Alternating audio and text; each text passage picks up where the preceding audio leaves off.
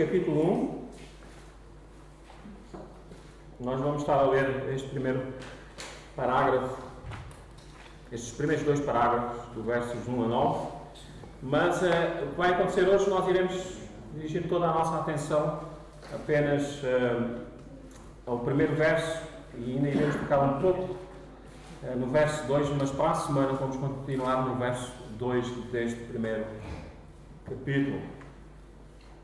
Então diz assim a palavra do Senhor: Paulo, chamado para ser apóstolo de Jesus Cristo pela vontade de Deus, e o irmão Sóstenes, à Igreja de Deus em Corinto, aos santificados em Cristo Jesus, chamados para serem santos, com todos os que em todo lugar invocam o nome de nosso Senhor Jesus Cristo, Senhor Deus e nosso. Graça e paz seja convosco, da parte de Deus, nosso Pai, e do Senhor Jesus Cristo. Sempre dou graças a Deus por vós, pela graça de Deus que vos foi dada em Cristo Jesus, pois em tudo fostes enriquecidos nele, em toda a palavra e em todo o conhecimento, porque o testemunho de Cristo foi confirmado entre vós, de modo que não vos falta nenhum dom, enquanto aguardais a revelação de nosso Senhor Jesus Cristo. Ele também vos firmará até o fim, para seres irrepreensíveis no dia de nosso Senhor Jesus Cristo. Fiel é Deus, por quem fostes chamados para a comunhão de seu Filho Jesus Cristo, nosso Senhor. É aqui a palavra do nosso Deus. A salvação é algo que toca todo aquele que professa fé na pessoa de Jesus Cristo. Mas o que é realmente ser salvo? Vejam, nos dias em que nós vivemos, em pleno século XXI, é necessário que nós possamos considerar com extrema atenção o que realmente as pessoas pensam do que é ser salvo em Cristo Jesus. Mas, irmãos, há tanta gente que professa Cristo que estão tão longe de Cristo. Não tem nada a ver com Cristo. No Sermão do Monte nós iremos ver que nem todos os que dizem Senhor, Senhor entrarão no reino dos céus. Então há uma crença que só basta eu ter um pensamento que Ele existe e eu já lá estou. E há um erro também no mundo cristão, que se eu acredito que Ele fez isto ou aquilo, mas vivo uma vida como eu quero, eu estou lá mesmo. Nós vamos compreender que Cristo, Ele traz o quem? Nova vida. Necessário, disse ele a Nicodemos, é nascer de novo. E o cristão precisa de compreender o que é nascer de novo. E essa ação, como nós iremos ver hoje, é uma ação que vem de Deus. Meus irmãos, os tempos em que nós vivemos como cristãos, falando não só do problema dentro da igreja, mas fora da igreja, são tempos difíceis. E não são dificuldades que são físicas para o cristão, não são dificuldades materiais, mas nós estamos vivendo em tempos difíceis em que eu quero referir problemas morais. Nós estamos a viver, e ontem falámos disso, num tempo em que a imoralidade parece ser correta. Eu posso fazer tudo aquilo que eu quero, já que eu sou o Senhor de mim próprio. Mas, irmãos, a verdade é que nós vivemos tempos decadentes. A sociedade está doente. Nós há pouco, lá em Marcos capítulo 2, nós lemos que o Senhor veio para quem? Para curar os doentes. Vejam, Ele está ali a lidar com quem? Com o pecado. Não são os sãos que necessitam do médico, mas são quem? Os doentes. E, meus irmãos, nós vivemos numa sociedade doente. O pecado tem minado de tal maneira o homem que esse vírus que está tão minado na sociedade tem entranhado naqueles que se dizem crentes. Têm absorvido os pecados da sociedade e não têm problema algum em viverem assim. Alguns estão a viver uma vida dupla. Alguns pensam que têm a liberdade de pecar. E o grande problema é que essas pessoas que agora estão sendo influenciadas pelo mundo e vivendo como ao mundo, em vez de serem luz e em vez de serem sal para este mundo, eles estão sendo quem? Trevas. E ao invés de serem médicos para uma sociedade doente, a verdade é que a igreja de hoje está ela própria a precisar de ser curada. Tá? Precisamos limpar o lixo do pecado existente no cristianismo. Precisamos de uma igreja que dá ouvidos a Cristo. Paulo lá em Efésios diz: se é que tens ouvido de quem? De Cristo.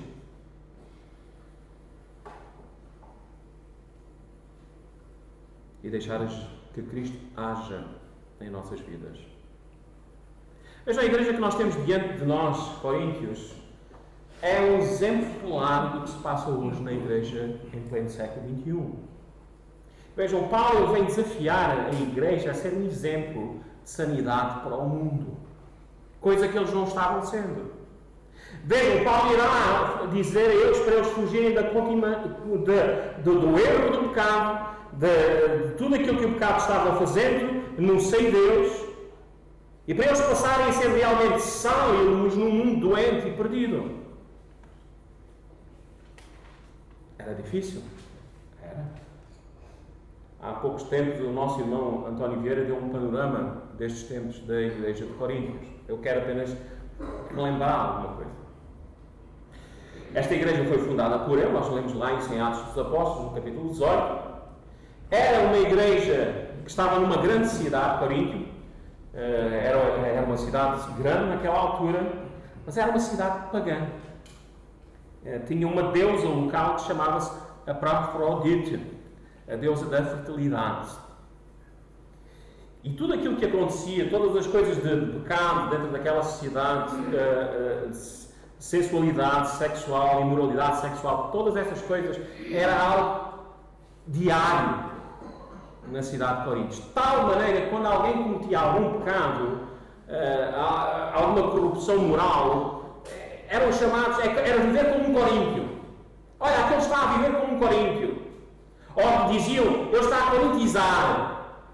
De tal maneira que a cidade era conhecida pela imoralidade, que não valia a pena expressar-se muito, é só dizer que tu és um coríntio. Vejam, havia imoralidade sexual, havia perversão, havia cobiça, havia roubo, havia alcoolismo, havia glutonaria, havia orgulho, havia palavras torpes. Vejam, era algo que fazia parte do dia a dia desta cidade. Uma cidade puxada. É interessante que alguém diz que Paulo, quando escreveu esta carta, quando Paulo escreveu a carta aos Romanos, ele escreveu nesta cidade de Coríntios. E houve um comentarista que disse que quando Paulo escreveu Romanos, primeiro capítulo, versos 18 a 32, que ele faz uma descrição da natureza pecaminosa do homem, ele devia estar à janela no seu quarto e olhar para toda aquela vergonha em Coríntios. Se nós dermos assim uma vista de olhos rápida lá em Romanos capítulo 1, e no verso... Desculpem, Romanos capítulo 1, sim, versos 18 a 32. Vamos apenas olhar algumas coisas assim rápidas.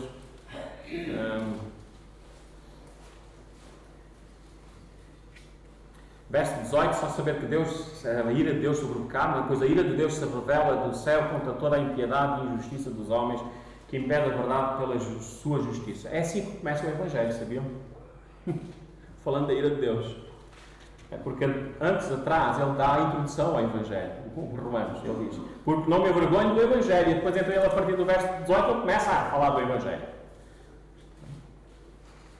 Meus irmãos, antes de termos as boas novas, temos as más novas.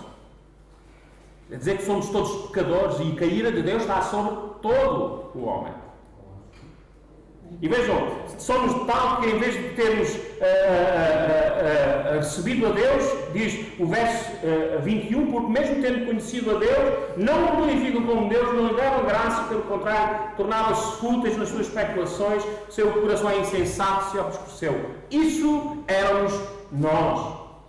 E vejam o que é que o Senhor faz a homens pecadores. Se querem viver no pecado, vivam no pecado. É por isso que Deus os entregou à impureza sexual, ao desejo ardente dos seus corações, para desonrar os seus corpos entre si, pois substituíram a verdade de Deus pela mentira e adoraram e serviram à criatura em lugar do Criador, que é bendito eternamente. Amém. Estava Paulo no meio disto tudo? Saulo? Estava. Se nós lembramos em Efésios capítulo 2, ele diz o seguinte, versos 2 e 3 de Efésios, no capítulo 2: nos quais andaste no passado no caminho deste mundo, segundo o princípio do poderio do ar, do espírito que agora age nos filhos da desobediência, aqueles que vivem no pecado, entre os quais vocês todos andavam. Não, ele diz, todos nós também antes andávamos. Não há um justo, nenhum sequer, porque todos pecaram e destituídos estão da glória de Deus. E meus irmãos, nós já vivemos no lamaçal. Nós já vivemos no pecado. E meus irmãos, nós vivemos numa sociedade de pecado. E a igreja de Coríntios, eles viviam numa sociedade de pecado. Nada diferente de nós. Hoje a imoralidade sexual é uma realidade, a perversão é uma realidade, a cobiça é uma realidade, o roubo é uma realidade, o alcoolismo é uma realidade, a botaria é uma realidade, o orgulho é uma realidade, palavras torpes é uma realidade. Nós não vivemos à parte da realidade destes coríntios. Era um ambiente difícil para eles viverem, para os coríntios. É um ambiente difícil para nós hoje vivermos também. Por isso é que lá no final do livro do Apocalipse, o desabafo de João é: Senhor, vem depressa, vem. Não é? Mas todo o livro do Apocalipse diz: eu venci, sendo perseverante até quem? Até ao fim. Então estavam vivendo neste contexto de imoralidade, e o que Paulo diz é que eles, como igreja de Deus, eles deviam ser médicos para aquela sociedade doente. Mas em vez disso, a igreja de Coríntios estava a ser um mau exemplo. Mas ela foi influenciada pelos pecados da sociedade na qual eles estavam envolvidos. Nós vamos ver mais à frente, no livro de Coríntios, um caso de fornicação, de impureza, no capítulo 5. No verso 1 do capítulo 5 diz: de facto, houve que há imoralidade entre vós. Entre quem? Já vamos lembrar disto, mas só para vos lembrar já. Entre aqueles que são, diz aqui, a igreja de quem? De Deus. Há imoralidade entre vós. Há imoralidade do tipo que nem mesmo entre os gentios se vê, a ponto de alguém manter relações sexuais com a mulher de seu pai. Ainda ontem falámos disso. Que não há problema. Meus irmãos, despertem para a realidade. A Coríntios, eles estavam com os olhos fechados, eles estavam cegos. Havia imoralidade, havia roubo, havia cobiça. Tudo aquilo que foi referido anteriormente era uma realidade entre eles. Até era alcoolismo. Eles iam para a Santa Ceia bêbados. O sal tinha se tornado insípido. E a luz foi escondida. Simplesmente. E vejam, logo no capítulo 1 nós nos apercebemos, quando lerem todo o capítulo, que a igreja estava dividida. Havia pelo menos 4 grupos de pessoas dentro daquela comunidade. Era uma igreja desonrada, era uma igreja que, em vez de estar a glorificar a Deus, ela estava impedindo o progresso do Evangelho. Cada um puxava a brasa à sua sardinha. E como é que tudo isto aconteceu? O pecado do mundo entrou dentro da igreja. A cidade era poluída, cheia de todos os vícios e prazeres mundanos, e a igreja estava a receber mãos abertas toda a imoralidade. E um dos grandes problemas da igreja de Coríntios é que havia pouca disciplina na igreja. Vejam, nós iremos chegar ao capítulo 5. De facto, verso 1, ouve-se que há imoralidade entre vós. Imoralidade do tipo que nem mesmo entre os gentios se vê, a ponto de alguém manter relações sexuais com a mulher de seu pai. Estais cheios de arrogância. Não deveis, pelo contrário, a lamentar e expulsar do vosso meio quem cometeu isso? Embora eu esteja ausente fisicamente, estou presente em espírito. Já julguei quem fez isso. Olha que interessante, ele está a julgar. Não julgueis para não ser o quê? Julgados. Venham à cabo para compreender o que é isto. Quando vos reunidos em nome do nosso Senhor Jesus, eu estando convosco em espírito, junto com o poder do nosso Senhor Jesus, entregai esse homem a Satanás para a destruição de carne, para que o espírito seja salvo no dia do Senhor. O vosso orgulho não é bom, não sabeis que um pouco de fermento faz com que toda a massa fique fermentada por meio de fermento velho, para que sejais massa nova sem fermento, assim como de fato sois, porque Cristo, nosso Cordeiro da Páscoa, já foi crucificado.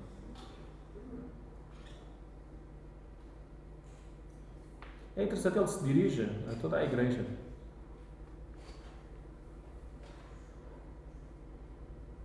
Já vos escrevi, daqui a pouco vamos ler. Não vos associais com os imorais, do verso 9. Não me referi aos imorais deste mundo, nem aos avarentos, ladrões e idólatras. Nesse caso seria necessário que saísseis do quem? Do mundo. Mas agora vos escrevo que não vos associeis com aquele que, dizendo de si irmão, for imoral, ganancioso, idólatra, caluniador, bêbado, ladrão. Com esse homem nem deveis nem sequer comer. E depois ele termina no verso 13: expulsai esse imoral do vosso meio. Ora, o Paulo é aquele tipo de pastor que ninguém quer. É ou não é? O Senhor Jesus Cristo é aquele tipo de pastor também que ninguém quer. Porque se o Senhor Jesus Cristo viesse para aqui e Ele conhece os nossos corações, como nós vimos lá em Marcos capítulo 2, Ele estava a saber o que é que aquela gente estava a pensar em relação a Ele estar a dizer que iria perdoar os pecados do homem paralítico. E se hoje nós estamos aqui e estamos a fazer algum ato de hipocrisia, meus irmãos, o Senhor Jesus Cristo não tinha problemas em vos chamar a todos o quê? Hipócritas. Porque essa é a mensagem de Deus. Deus é assim que Ele lida com o pecado. Nós temos que sentir que o pecado é algo que não agrada ao nosso Deus. A igreja de Corinto não estava a ser um bom exemplo. Deixaram que o pecado do mundo entrasse. Todas estas coisas estavam sendo negligenciadas. Não havia pouca disciplina na igreja. E vejam, de tal maneira que a disciplina era tal que eles não se submetiam a qualquer tipo de autoridade. Até o apostolado de Paulo foi questionado. Alguns dizem, eu sou de Cefas. Eu sou de Pedro. Pedro é aquela... Não, Pedro, isto devia ser um judeu, não é? Dentro da igreja. Nós somos de Pedro. Outros diziam Paulo. Paulo era um homem eloquente. Adotado na escrita, no falar, não é? Outros não, eu sou Paulo. Outros, mais espirituais, eu sou de Jesus Cristo. Mas a mesma atitude que eles estavam a ter era o mesmo problema dos outros todos. Há um só Deus, um só Espírito, um só Senhor. E era uma igreja quebrada. E o mais que eles gostavam era de falar de dons espirituais. Vejam, como é que esta gente que falava línguas andava fornicando, não é? bêbados, gananciosos, idólatras. E línguas hoje, em muitas igrejas, é um sinal de quem? De grande espiritualidade. Iremos chegar lá também para compreender todas estas coisas. Então fiquem connosco durante este próximo ano. Então, tal era a bagunça que Paulo teve que escrever novamente a esta igreja. Novamente, para ser justo, esta devia ser a segunda carta de Paulo aos Coríntios e não a primeira. Vocês leram há pouco, nós lemos há pouco, em 1 Coríntios capítulo 5, verso 9, ele diz: já vos escrevi por carta que não vos associeis com os imorais. Meus irmãos, isto é a tristeza de um pastor. Eu estou-vos a falar destas coisas, mas provavelmente vou ter que falar novamente. E é triste, eu já vos disse isto e vocês continuam a fazer a mesma coisa.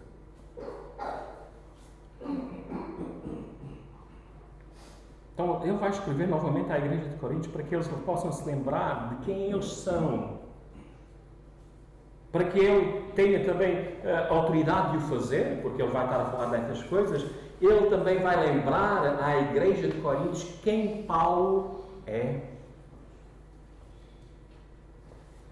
Como eu já vos disse, alguns não recebiam Paulo com agrado. Por isso, alguns já sou certo, eu sou de Paulo. Por causa dessas divisões. Mas olhamos então para este verso. Paulo, chamado para ser apóstolo de Jesus Cristo, pela vontade de Deus, e o irmão Sóstenes. Vejam, a maneira desta introdução, que é conhecida como prefácio, não é algo que é estranho. Nós nos apercebemos em outras epístolas de Paulo que ele começa desta maneira, cumprimentando e introduzindo as suas cartas. Mas vejam, nós começamos a perceber que era bem claro, ele queria já aqui mostrar alguma coisa a estes coríntios, ele queria lembrar a eles quem ele era. E ele diz aqui: apóstolo de Jesus Cristo, e diz o quem? Pela vontade de Deus. Meus irmãos, Paulo queria ser uma grande ajuda para a igreja de Coríntios se a igreja de Coríntios não reconhecesse a autoridade de Paulo. E era necessário que eles reconhecessem para que pudessem se submeter a ela. É interessante que a palavra de Deus diz que nós devemos submeter a todas as autoridades. Às vezes nós somos mais fáceis a submeter a autoridade lá fora do que a autoridade daquela que Deus levantou para nos divulgar a palavra. Mas eu quero chamar aqui uma palavra muito interessante. Já falámos de Paulo e agora vem logo a seguir. Chamado. Chamado para ser apóstolo de Jesus Cristo. Nós já vimos um pouco disto lá em Atos capítulo 9, no verso 15. Que nos vai dar apoio àquilo que eu vou vos dizer a seguir. Verso 15, Atos 9. Mas o Senhor lhe disse a Ananias: vai, porque ele é para mim um instrumento escolhido para levar o meu nome perante os gentios, reis e israelitas. Meus irmãos, nós estamos a falar do chamado de Deus, como Deus nos chama, e aqui estamos a falar do apostolado deste homem. É um chamado que é divino. Ele começa logo a nos mostrar isso. Eu sou o apóstolo de Jesus Cristo pela vontade de Deus. Vejam, Paulo, ele era apóstolo não por mãos de homens, mas pela mão de Deus. Na epístola, por exemplo, a Gálatas, ele vai dizer isso mesmo. Uma igreja que ele não dá saudações. Uma igreja que ele começa logo a dizer: vocês são malditos. São uns ignorantes. E no verso 1 do capítulo 1 de Gálatas, ele diz à igreja de Gálatas: Paulo, apóstolo, não de quem? Da parte de homens. Ele não vinha com a sua mensagem, mas nem por meio de homem algum, mas por Jesus Cristo e por Deus Pai que o ressuscitou dentre os mortos. Vejam, nem apóstolos o fizeram apóstolo, Nem discípulos o fizeram discípulo. Foi quem? Foi Jesus Cristo. Mais adiante nós vamos falar também do chamado da igreja. Mas daqui já nos apercebemos que aquilo não tem nada a ver com a influência do homem na vida, seja de quem for. Lembramos João capítulo 1, versos 12 e 13, que não é pela vontade do homem, não é? Mas é pela vontade de Deus que nós somos chamados filhos de quem? Filhos de Deus, que somos salvos. Então vejam, Paulo não era apenas um homem com suas filosofias, com as suas ideias. Era um homem separado para Deus, chamado para dar testemunho de Deus. Ele mesmo expressa que foi até eles e que não foi com as suas filosofias. No capítulo 2 ele diz: irmãos, quando fui até vós, no verso 1, anunciando-vos o mistério de Deus, não fui com linguagem pomposa nem de sabedoria, pois resolvi nada saber entre vós a não ser de quem? Jesus Cristo, a este crucificado. Estive convosco em fraqueza, em temor e em grande tremor. Veja no verso, no capítulo 9 deste mesmo livro, no verso 1. Ele diz: sou apóstolo. Não sou eu livre, não sou eu também apóstolo, não vi Jesus Nosso Senhor? Não sois vós resultado do meu trabalho? Vejam, então, o seu apostolado não residia nele pessoalmente, nem nas suas qualidades, porque ele vai mesmo a dizer em Filipenses que ele considera tudo o que ele tinha como perca, como esterco, que valia a ele era conhecer a Cristo. Ele não foi com aquilo que ele era. Ele foi com aquilo que Deus o fez. Deus o elegeu. Deus o salvou. E tudo pela vontade de quem? De Deus. Romanos capítulo 4, verso 17, ele diz: este Deus maravilhoso que vivifica os mortos e chama à existência as coisas que não existem. Ele não era nada. E Deus aparece diante dele, o Senhor Jesus Cristo: Saulo, Saulo, por que me persegues? Ele mais à frente, em 2 Coríntios, na segunda carta, ele volta novamente a lembrar à igreja de Coríntios o seguinte, no verso 5 do capítulo 3, lá no final do verso. Mas podemos ler o verso todo. Não que sejamos capazes de pensar alguma coisa como se viesse de nós mesmos, vejam, mas a nossa capacidade vem de quem? Vem de Deus. Veja, este chamado de Paulo é algo tremendo. É salvação.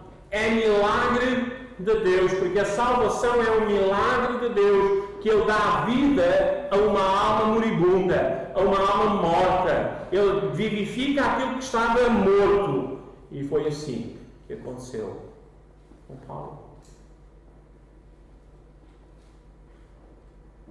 E trouxe uma mudança radical à vida de Paulo, não é? Tudo mudou. Ele mudou de direção. Agora Jesus é o Salvador dele. E toda a sua vida está nele. A sua fé está em Cristo. Ele é o que é por causa de Cristo. E os coríntios deviam lembrar isso mesmo. E deviam reconhecer isso mesmo. Assim como Paulo, esta também deve ser a realidade de qualquer líder ou pastor. Veja, o pastor ele deve ser chamado pela vontade de Deus para administrar a vontade de Deus. O pastor é um servo de Deus para a obra de Deus. A palavra do Senhor diz que os servos de Deus devem ser honrados, respeitados como líderes. Paulo diz lá isso em 1 Tessalonicenses, capítulo 5, versos 12 e 13. Em Hebreus, capítulo 13, verso 17, ele diz: obedecei a vossos pastores, sujeitai-vos a eles, porque velam por quem? Por vossas almas, como aqueles que hão de dar contas delas. Mas em tudo isso, lembramos, discerniu quem? Os espíritos. Porque nem todo o que diz Senhor, Senhor entrará no reino de Deus. E se nós formos lá para Mateus capítulo 7, parece que esta gente que está ali a se referir, embora podemos depois generalizar, eram quem? Homens de grande fé. Não é? Verso 22 do capítulo 7 de Mateus diz: naquele dia muitos me dirão: Senhor, Senhor, nós não profetizámos em teu nome. Olha, um profeta. Ou já profetas. Não é? Em teu nome não expulsámos demónios. Homens que expulsaram demónios. Em teu nome não fizemos muitos milagres. Meus irmãos, há muita gente aí a fazer milagres, há muita gente aí a expulsar demónios, há muita gente aí a profetizar. E o Senhor diz: nunca vos conheci. Afastai-vos de mim, vós que praticais o mal.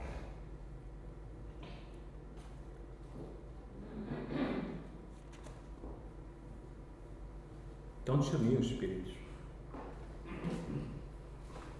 O pastor, o servo do Senhor, o presbítero, ele está, é alguém que está no ministério pela vontade de Deus, mas é alguém que é aprovado por Deus segundo a Escritura de Deus e não pela vontade do homem. É uma pessoa tão eloquente, diz boas piadas, não é? Nós até nos rimos, é um bom pastor. Não, tem que ser um pastor quem? Bíblico. De nada vale o resto. Então o que é que causou este chamado? Graça. Ele vai estar a falar aos coríntios de graça, e nós vamos ter que ser lembrados disso mesmo, é graça. Nós somos salvos pela graça.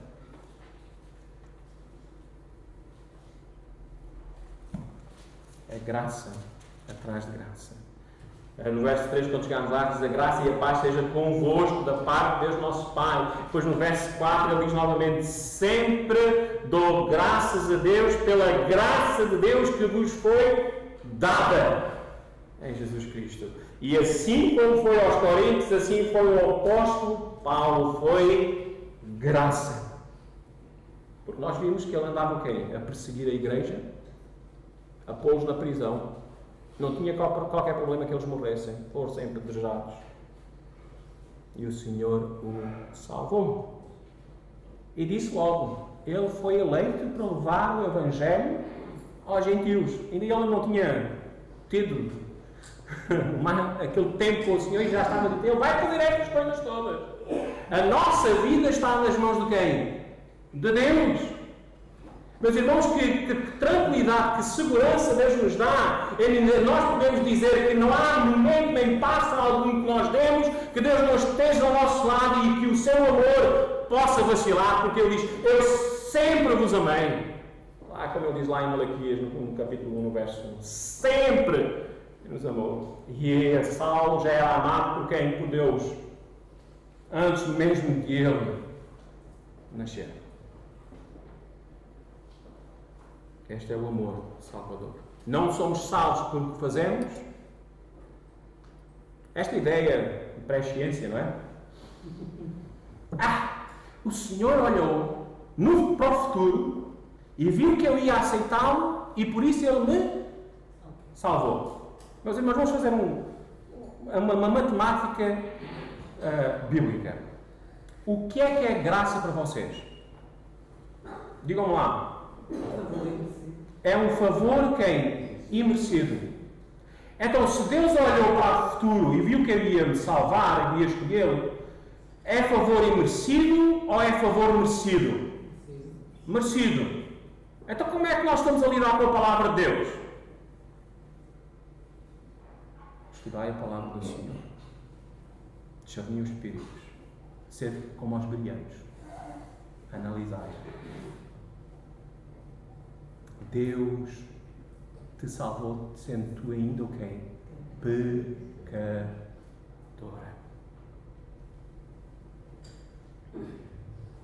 Ele não decidiu para Cristo.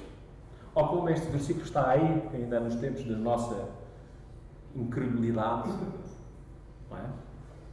Agora vou sair um bocadinho aqui da filmagem. que é necessário que eu faça para me salvar? Crê no Senhor Jesus Cristo e serás salvo. Esta é tirada da versão revista e corrigida. Atos capítulo 16, 30 e 31. Alguém pode ler Atos capítulo 16, 30 e 31? Vamos ter trabalho, vamos ter que tirar isso tudo de cima. Portanto, para aqueles mais velhotes, meus irmãos, isto não está bem que está aí. Não está bem porque no grego não é algo que vem de mim. Não é uma ação minha. É uma ação de alguém. Atos 16, 30 e 31. Levando-os para fora, disse: Senhores, preciso fazer para ser salvo. E eles responderam: Creio no Senhor Jesus e tu e a tua casa sereis salvos. O que é que não está ali que está diferente? O que é que eu preciso de fazer? Pensar que Agora, o que é necessário que eu faça para eu me salvar? Então, eu tenho que fazer alguma coisa para eu me salvar. Não é o que está lá nos originais. É uma ação que vem de Deus. Jesus Cristo morreu por ti. Tu não precisas morrer por Ele. Tu não precisas de fazer. Ele fez tudo por ti. Porque isso é que a salvação é graça. E Paulo, ele é apóstolo de Cristo Jesus pela vontade de quem? De Deus. Nem foi de Cefas, a de Pedro, nem de João, nem dos outros mais apóstolos. Mas foi de quem? De Deus. Vejam o que é que Ananias diz lá em Atos, capítulo 9, novamente. A reação de Ananias é a mesma reação se o Senhor tivesse apresentado-se a Pedro, com toda a certeza. Ou outro mais, ou outro apóstolo. Verso 13, não é? Ou o Senhor diz no verso 12: enviou então numa visão um homem chamado Ananias. O Senhor lhe ordenou, verso 10. Vamos começar pelo verso 10. Havia em Damasco um certo discípulo chamado Ananias. O Senhor lhe disse numa visão: Ananias, e ele respondeu: aqui estou, Senhor. E o Senhor lhe ordenou: levanta, vai à rua chamada direita e procura na casa de Judas um homem de Tarso chamado Saulo. Ele está orando agora. E viu numa visão um homem chamado Ananias entrar a impor-lhe as mãos para que recuperasse a vista. Ananias então respondeu: Senhor, ouvi de muitos acerca desse homem, quantos maus tem feito aos teus santos em Jerusalém, e aqui está autorizado pelos principais sacerdotes para prender todos os que invocam o teu nome. Mas o Senhor lhe disse. Vejam, este é o pensamento do homem, versos 13 e 14. Esta é a ação da graça de Deus para todos aqueles que são salvos. Mas o Senhor disse: vai, porque Ele é para mim um instrumento escolhido. Nenhum de nós fomos salvos por aquilo que nós somos, mas fomos salvos pela graça e pela misericórdia de Deus. Eu não decido por Cristo. Cristo, Ele decide por mim. Porque Deus escolheu as suas ovelhas. Então vejam, um perseguidor feroz da igreja, que perseguia aqueles que eram do caminho, era assim que eram chamados os cristãos. Agora está revestido de todo o poder, de toda a autoridade apostólica, dada pelo próprio Jesus Cristo. Por isso ele podia dizer: chamado para ser apóstolo, separado para o Evangelho de Deus. Desculpem, eu estou aqui em Romanos, portanto, estava já aqui. Vamos lá para Coríntios, estava no primeiro capítulo. Temos que arranjar aqui um separadorzinho destes. Assim é mais rápido. Paulo, chamado para ser apóstolo de Jesus Cristo pela vontade de Deus. Pela vontade de Deus. Então, ninguém devia desprezar o ofício apostólico de Paulo. Vem de Deus e não dos homens. Não foi nenhum homem, diz ele. Tudo o que ele agora escreve aqui é inspirado pelo Espírito de Deus. Então eles deviam examinar aquilo que estava a ser dito. E ele escreve não somente para exortar, para advertir e para repreender esta igreja e também para os animar. Tudo em nome de quem? De Jesus Cristo. Eu não vim com as minhas palavras, eu vim em temor e tremor. Vim falar Cristo. E isso é o que o pregador tem que fazer. Tem que falar quem? Cristo. Não mais ninguém. Isto não é lugar de palhaçada aqui à frente. O profeta dizia o seguinte: assim diz o Senhor. E nós só estamos aqui para falar de quem? De Deus e nada mais. Não é das minhas experiências. Porque, meus irmãos, a minha experiência pode ser muito diferente da tua. E tu não deixas de ser filho de Deus. O Senhor hoje pode ter-te abençoado de uma maneira tremenda e a mim pode-me ter tirado alguma coisa. E a fé não se mede por aquilo que nós temos. A fé se mede, sim, pela nossa comunhão com Deus. Quando o Senhor diz: eu não te conheço, se nós temos que analisar a palavra, então quer dizer que há coisas que são desconhecidas a Deus. A palavra conhecer tem a ver com quem? Com comunhão. Conheceu Adão a quem? A Eva. Tiveram uma intimidade juntos. E o Senhor Jesus está a dizer àqueles homens que profetizaram, que fizeram milagres, que expulsaram demónios: eu nunca tive qualquer intimidade convosco. Não tive comunhão convosco. Por isso é que ele diz que nós somos a noiva e ele é o esposo. Há esta simbologia de intimidade. Ele nos conhece e aqueles que são deles seguem a sua voz. Então Paulo deixa bem claro que o poder que ele tem é poder de Deus, é vontade de Deus. Então é bom que nós possamos também ter uma clara compreensão que hoje somos o que somos pela vontade de Deus. Se hoje somos filhos de Deus, salvos em Cristo Jesus, é pela vontade de Deus. João capítulo 1, versos 12 e 13, já nos referimos há pouco assim, ao de leve nesta passagem, logo no princípio do Evangelho de João, diz, verso 12: mas a todos os que receberam. Veja como às vezes nós podemos tirar os versículos fora do contexto. Se lêssemos o verso 12, então dizíamos assim: não, foi o meu impulso e eu que despertei para a vida. Estava morto, mas acordei. Mas aqui, todos os que receberam, aos que creem no seu nome, verso 12 do capítulo 1 de João, deu-lhes a prerrogativa de se tornarem quem? Filhos de Deus. Como é que eles receberam? Como é que eles puderam receber a Deus? Eles tiveram que nascer de novo. Então, a seguir, o verso 13 vai falar sobre isso. Os quais não nasceram da linhagem humana, quer dizer, nem todos os que são de Israel são quem? Israelitas. Então, se o teu pai é cristão, não quer dizer que tu sejas do quem? Cristão.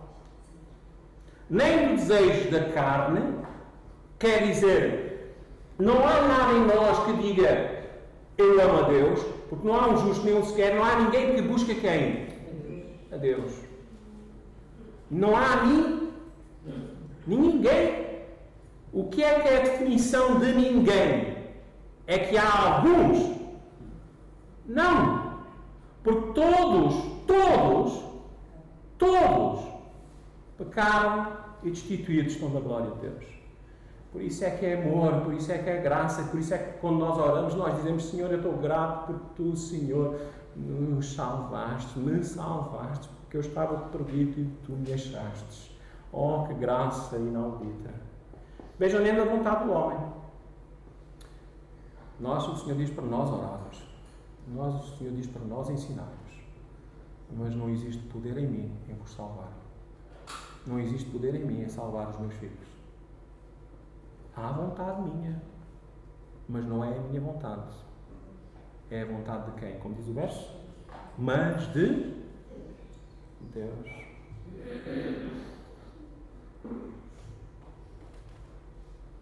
E foi da vontade de Deus que Deus fez deste homem Paulo apóstolo, servo de Jesus Cristo. Então lembrem-se, nós hoje, se somos filhos de Deus, somos salvos em Cristo Jesus pela vontade de Deus. Vejam, a palavra de Deus fala-nos que nós conseguimos ver isso de dois chamados. Há um chamado geral, não é? E há um chamado específico. Há um chamado que é dirigido a todos. Hoje, se hoje está aqui alguém que não conhece Deus, Deus está falando, toda a gente está-nos a falar, e há um chamado dirigido ao coração. Que o Senhor abre o nosso entendimento, abre o nosso coração, e Ele nos salva. Ele diz: Lázaro, levanta-te. E nós nos levantamos. Porquê? Porque estávamos a dormir? Não. Porque o mesmo poder que disse haja luz, que é a palavra, é o mesmo poder que vem de Cristo Jesus, que é o Verbo. E ele disse: levanta-te. E Lázaro passou a viver. Chegando a concluir então esta pregação, só uma ligeira introdução ali ao verso 2, nós lemos o seguinte. Nós vamos estar a lidar então com o que é isto da Igreja de Deus e aos santificados. Mas vamos olhar mais ali para o meio do verso, diz o seguinte: a Igreja de Deus em Coríntios, aos santificados em Cristo Jesus, e agora temos outra vez a mesma palavra, chamados para serem santos. E o verso 9, ele volta a repetir este chamado, e ele acrescenta mais. Fiel é Deus, por quem fostes quem? Chamados para a comunhão de seu Filho Jesus Cristo, nosso Senhor. Vejam, o que a palavra de Deus está-nos aqui a fazer, Ele está-nos a demarcar em relação à nossa salvação. Eles, os coríntios, eles foram salvos do pecado, da iniquidade. Deus os chamou. E vejam, chamados para serem quem? Santos. A palavra santos, e nós vamos nos aperceber isso mais para a semana, quer dizer separado para. Fomos tomados de uma situação para agora para uma nova realidade. Eles agora eram propriedade de quem? De Deus. Diz aqui, a igreja de quem? Do Rogério, do pastor Rogério? Não. Do Joaquim e do Manela? Não. A igreja de quem? De Deus. Eu sou servo do Senhor, assim como vocês são servos do Senhor. O Senhor dá capacidades e dons a cada um conforme Ele quer. Há uns para pastores, outros para mestres, outros para professores, para serem hospitaleiros, outros para outros mais, uma diversidade de dons. Mas todos aqui diante do Senhor somos todos servos. Propriedade de quem? De Deus. Olha a igreja do Rogério, não. É a igreja de Deus. Nós às vezes até pastores, quando estamos a falar, olha lá na minha igreja, não é? E nós também, os membros de igreja, olha lá na minha igreja. Não, na igreja de Deus. E coisa maravilhosa, não é? Porque se fosse nossa, era um desastre completo. Não é? Mas é Deus que é perfeito, que é santo, que é justo, que é amoroso, que vos ama, que é paciente. Porque, meus irmãos, nós às vezes ficamos chateados com o irmão só apenas por uma palavra.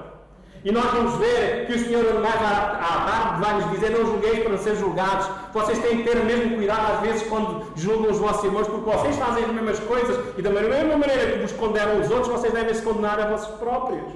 Isto quer dizer que nós devemos ser pessoas dentro de uma sobriedade espiritual, que nós possamos ser como o Senhor Jesus Cristo disse: quem não pecar, que atire a primeira pedra.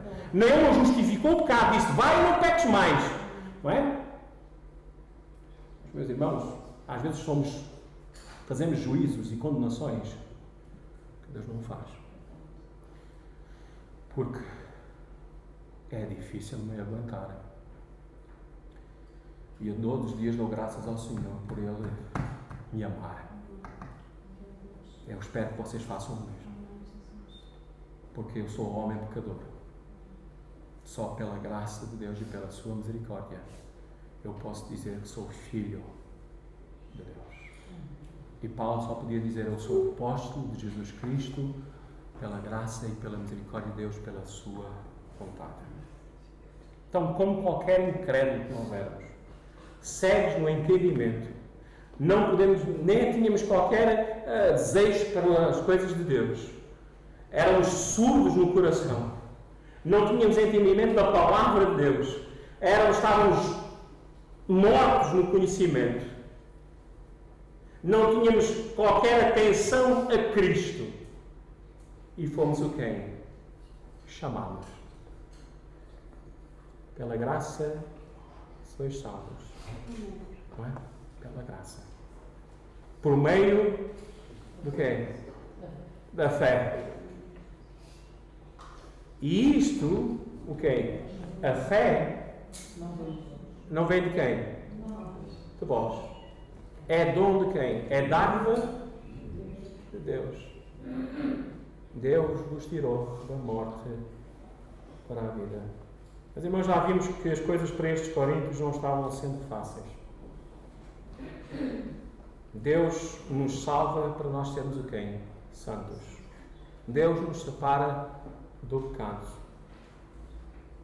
Eles estavam sendo levados pelo pecado, mas eles agora são lembrados do que foram salvos. E para o quê? Vocês agora são a igreja de Deus, chamados para serem o quê? Santos. Meus irmãos, é uma selva lá fora. Se nós estamos a viver como eles, não é a luz que nós estamos a ser, é trevas. Se nós estamos a viver como eles, não é sal, não temos qualquer sabor. Nós temos que emanar o cheiro de Jesus Cristo. Se formos perseguidos, se for por Cristo, damos glórias e honras a Deus por sofrermos por Cristo Jesus. Que vale ao homem ganhar o mundo inteiro e perder o quê? A sua alma. Mas eu vou ceder nisto e nisto. Eles cederam e foram chamados à atenção.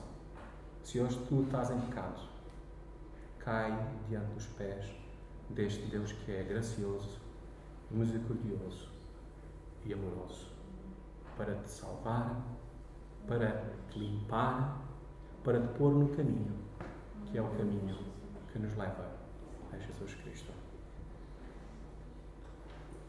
O Senhor Jesus Cristo disse lá no Sermão do Monte: se a nossa justiça não superar a justiça dos escribas dos fariseus, de maneira nenhuma entraremos aonde? No reino do céu. Mas ele não está aqui a dizer a vocês agora têm que ser perfeitos. Não, o que ele está a dizer é que nós nunca devemos perder de vista aquele que é perfeito. Porque a nossa justiça é Cristo. Não é? Porque vai haver dias em que nós não vamos pecar. Mas, meus irmãos, não demos lugar ao pecado, ao mal.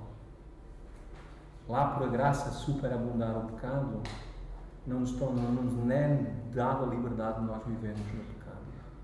Quem ama o pecado, quem vive na prática contínua do pecado, diz 1 João capítulo 3, é do diabo. Nós antes éramos filhos da desobediência, filhos da ira, mas agora salvos em Cristo Jesus somos o quê? Filhos de Deus.